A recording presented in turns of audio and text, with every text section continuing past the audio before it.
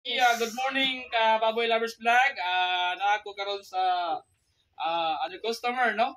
So nata karon mag-inject og antibacteria sa tong baboy kay nag-igit siya, no?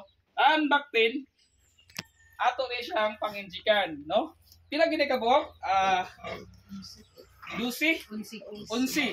So this is the owner, Ma'am Josephine, no? Legit guys. Okay, so nami karon mag-inject man para patyo na iyang kagaw, no? Ato na siyang injikan sa 3 days lang para mulyan niyang bakterya yang basas tayo.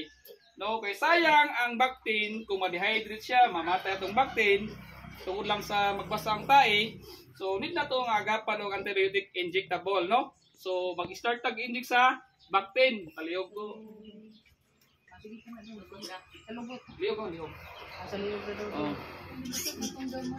Okay, so atong injika mas dali maulian ang baboy dito sa liog para dali ang pagdrin sa ambal ng antibiotic. So dili ta mag-inject, ano? Mas dali siya maulian. After ani ato siya markan. Nindot atong marker kay US injika, no? Uling. Sumugi na siya, no? Next.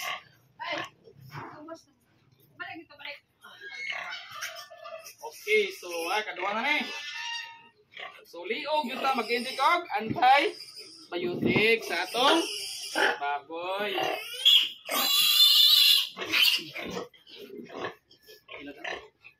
So thank you.